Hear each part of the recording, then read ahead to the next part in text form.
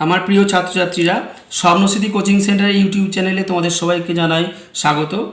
এর আগেও আমি তোমাদের অন্যান্য সমস্ত বিষয়ের মডেল অ্যাক্টিভিটি টাস্ক নিয়ে আলোচনা করেছি। তো 5 to 10 সমস্ত বিষয়ের ভিডিও ছাড়া আছে, তোমরা এখনও পর্যন্ত যারা দেখোনি অবশ্যই দেখে নাও। আর যারা এখনও পর্যন্ত আমার চ্যানেলটা সাবস্ক্রাইব করোনি অবশ্যই সাবস্ক্রাইব করে নাও, কেননা পরবর্তীকালে ভিডিওগুলো পেতে সুবিধা হবে।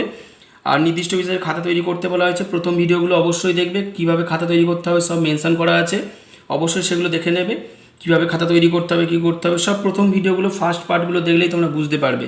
আর আমার চ্যানেলের ভিডিওগুলো কীভাবে সহজে পাবে তাও প্রথম ভিডিওগুলোতে বলা আছে।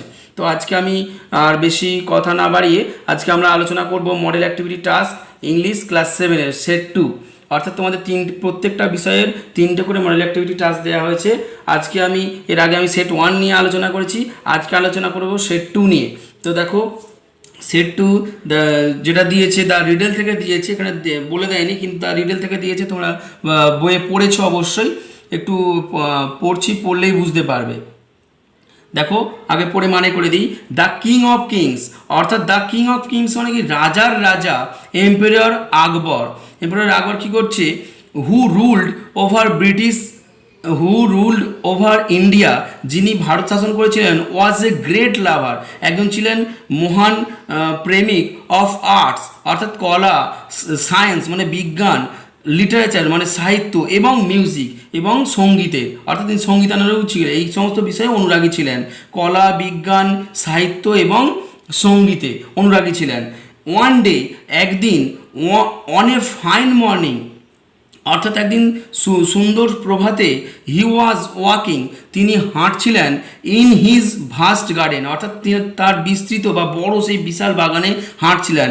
His garden was lined with, তার গার্ডেনে ছিল লাইন দিয়ে বা সারিবদ্ধভাবে ট্রিজ অর্থাৎ গাছগাছালিতে ভর্তি, দ্যাট প্রডিউসড কী বলছে, যেগুলো থেকে পাওয়া যেত দ্য টেস্টিয়েস্ট অর্থাৎ কি সুস্বাদু, অ্যান্ড জুসিয়েস্ট এবং রসালো ফ্রুটস অর্থাৎ ফল, ইন দ্য হোল কিংডম অর্থাৎ সমস্ত রাজ্যে দেওয়া হতো।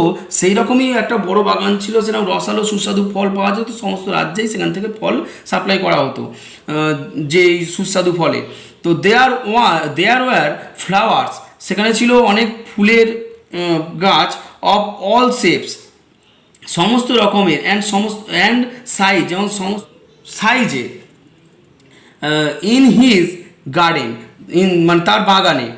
He had his most trusted, তার ছিল মোস্ট ট্রাস্টেড অর্থাৎ সবচেয়ে বিশ্বস্ত, মিনিস্টার অর্থাৎ মন্ত্রী, বীরবল, যার নাম ছিল বীরবল, উইথ হিম তার সঙ্গে অর্থাৎ তার কাছে তার সব থেকে বিশ্বস্ত মন্ত্রীর নাম কি ছিল?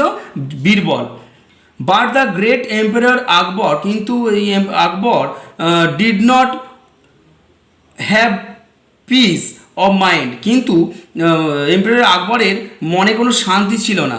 The quality without which no one অর্থাৎ কোয়ালিটি অর্থাৎ গুণাগুণ, উইদাউট হুইচ নো ওয়ান অর্থাৎ গুণাগুণ থাকলে, no even the king of kings অর্থাৎ রাজাও ক্যান অ্যাপ্রিসিয়েট বিউটি অর্থাৎ সৌন্দর্যের গুণগ্রাহী হতে পারে না বা সৌন্দর্য উপভোগ করতে পারেন না।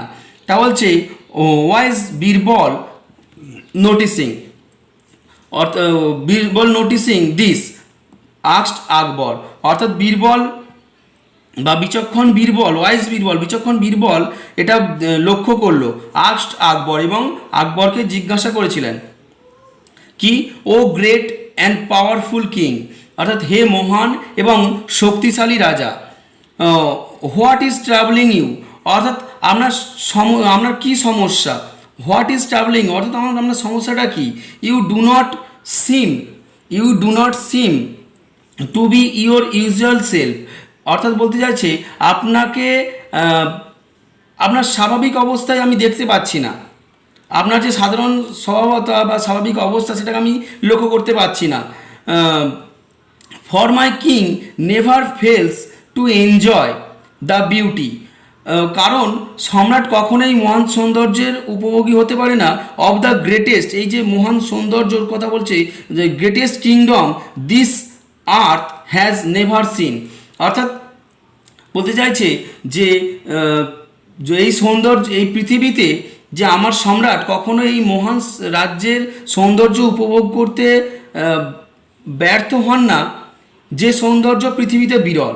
অর্থাৎ বলতে চাইছে যে এই পৃথিবীর মধ্যে আমাদের এই রাজ্যটা সৌন্দর্যের কোনো খামতি নেই, কিন্তু রাজার মনে আপনি স্বাভাবিক অবস্থায়, অর্থাৎ হে রাজা আপনি স্বাভাবিক অবস্থায় নেই বলে আজকে এই সৌন্দর্য উপভোগ করতে পারছেন না। তো তারপর নিচে প্রশ্ন আছে দেখো, ডেসক্রাইব দ্য ফলোয়িং পারসন, অর্থাৎ বর্ণনা করো বা ব্যাখ্যা করো দ্য ফলোয়িং পারসন, অর্থাৎ নিচে যে ব্যক্তিগুলোর নাম দেওয়া হয়েছে থিং অথবা বা জিনিসগুলো দেওয়া হয়েছে, অর্থাৎ এই যে এম্পারার আকবর, বীরবল, তারপর দিয়েছে দ্য গার্ডেন, এইগুলো দিয়েছে ইন সিঙ্গেল সেন্টেন্স, অর্থাৎ তার সম্পর্কে একটু করে বাক্য লিখতে বলা হয়েছে। তো এম্পারার আকবর, তাহলে আমি কি লিখেছি দেখো, emperor Akbar who ruled over India was a great lover of arts, science, literature and music.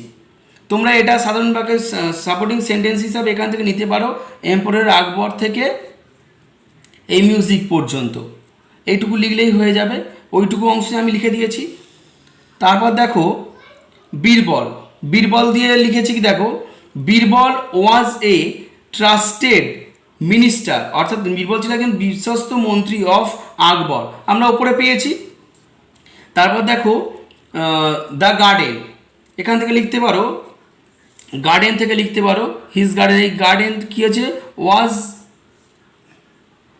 Was lined with trees produced the tastiest and juiciest fruits. এটুকু লিখে দেওয়া যায়, খানিকটা বাড়িও নিতে পারো কিংডম লিখতেও, কিন্তু এইটুকু লিখলেই বেটার হবে। তো আমি সেই রকমভাবেই লিখে নিয়েছি। দেখো the garden was lined with trees that produced the tastiest and juiciest fruits, এটা লিখে নিয়েছি। তারপর দেখো বলছে যে write the antonyms of the following words, অর্থাৎ বিপরীত শব্দ লিখতে বলেছে। এই যে শব্দগুলো দেওয়া হয়েছে, তাহলে ইউজুয়াল দেওয়া ছিল আনইউজুয়াল, UNUSUAL। তারপর গ্রেটেস্ট মানে মহান, ওর্স্ট মানে সব থেকে খারাপ আর কি, বিউটিফুল, আর এখানে আগলি, অর্থাৎ আগলি অর্থে কুৎসিত, এটা সুন্দর, এটা কুৎসিত। তারপর দিয়েছে বলছে imagine you have entered a beautiful mansion, imagine মানে কল্পনা করো, ইউ হ্যাভ এন্টার্ড মানে তুমি প্রবেশ করেছো, এ বিউটিফুল ম্যানশন অর্থাৎ একটা সুন্দর প্রাসাদে, like Belle in the beauty and the best, the beauty and the beast, the beauty and the beast যে গল্পটা ছিল, সেই গল্পে যেরকমভাবে বেল প্রবেশ করেছিল, তার যেরকম অনুভূতি হয়েছিল বা তার যে এক্সপিরিয়েন্স হয়েছিল, তুমিও যদি কোনো রকমভাবে ওই রকম কোনো একটা প্রাসাদে প্রবেশ করো, তোমার যে এক্সপিরিয়েন্স হবে সেই এক্সপিরিয়েন্সটা তোমাকে 5টা বাক্য লিখতে বলেছে। এক্সপিরিয়েন্স আমাকে 5টা বাক্য দেখো লিখেছি, দেখো once I lost my way in a forest, once I lost my way in a forest, একদা আই লস্ট মাই ওয়ে আমি আমার পথ হারিয়ে ফেলেছিলাম, ইন এ ফরেস্ট একটা জঙ্গলে। তারপর সেকেন্ড সেন্টেন্স লিখেছি দেখো, দেয়ার আই ফাউন্ড সেখানে আমি খুঁজে পেয়েছিলাম, এ বিউটিফুল ম্যানশন একটা সুন্দর প্রাসাদ, অ্যান্ড এন্টার্ড ইট এবং তার ভিতরে আমি প্রবেশ করেছিলাম।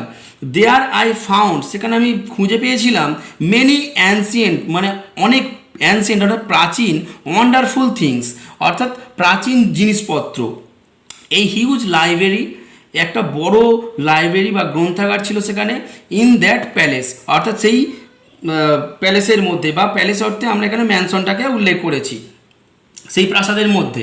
তারপর বলছে দেয়ার ওয়াজ অলসো এবং সেখানে আরও কি ছিল, এ হিউজ গার্ডেন একটা বড় বাগান, ইন ফ্রন্ট অর্থাৎ সামনে, অফ দ্য ম্যানশন অর্থাৎ সেই ম্যানশন বা প্রাসাদের সামনে ছিল একটা বড় ধরনের বাগান।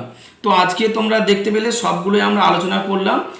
যদি না লিখতে যদি অসুবিধা হয় থামিয়ে দিয়ে লিখবে।